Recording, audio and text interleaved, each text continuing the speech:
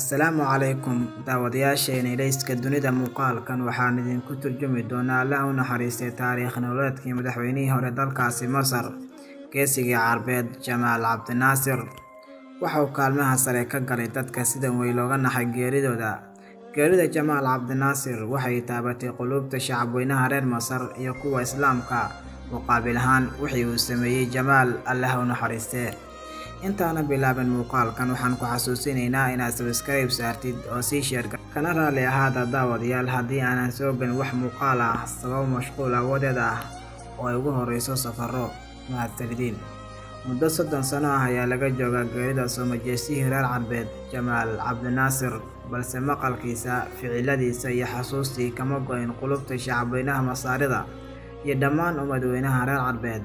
markii ay fiiriyaan guulihii uu ka soo hoyay guud ahaan dhulka Carbeed waxaa ka dameeyay madax badan laakiin magaca Saciimul Umma waxa uu ahaa mid u kaliyoobay kaligii magacan waxa uu u baxay tan iyo yaraantiisii markii uu hogaamiyay dibadbax looga soo horjeestay gumeystihii Ingiriiska 13 November sanadii 1935 Cabdi Naasir waxaa lagu xasuustaa aasaaskii naadigii saraakiisha xorta ee 1948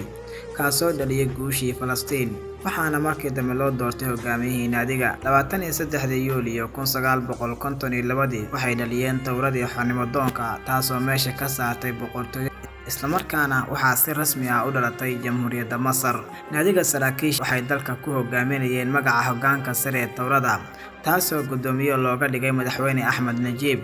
waxaana mardaba naadigii soo dhexgalay khilaaf taasoo keentay in madaxweyne Najiib xilkaasi uu iska casilo waxaana loo doortay Jamaal Cabdi Naasir madaxweynaha Jamhuuriyadda Masar suurtagal ma ahan inaad ku hadaaqdid dhacdooyinkii waqtigaasi iyo guulihii taariikhiga ah ee laga gaaray gumeystaha adigoon xusin Jamaal Cabdi Naasir amniga Suways saadka sare dalkaasi buuxayrada dalkaasi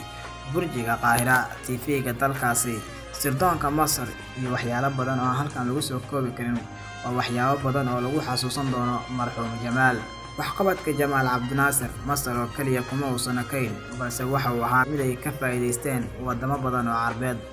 mana uusan ka leexan garab istaaga iyo qadiyadda reer Falastiin waxa uu sidoo kale garab istaagay kacdoonadii Yemen iyo Algeria iyo sidoo kale waxa uu midnimo la sameeyay Suuriya waxqabadkiisa iyo waxyaalaha kale lagu xasuusan doono waxaa ka mid ah sanadii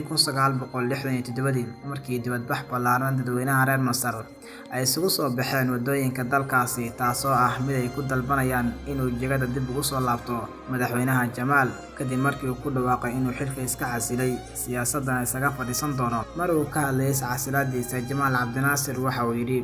waxaan go'aansaday inaan xilka iska casilo si kama damays ah iyo door kasta oo dhanka siyaasadda ah iyadoo aan dib ugu laabanayo safafka jamaahiirta qaar ka mid ah shacabweynaha reer Masar oo aragtidooda ka dhiibanaya geerida marxuum Jamaal ayaa yidhi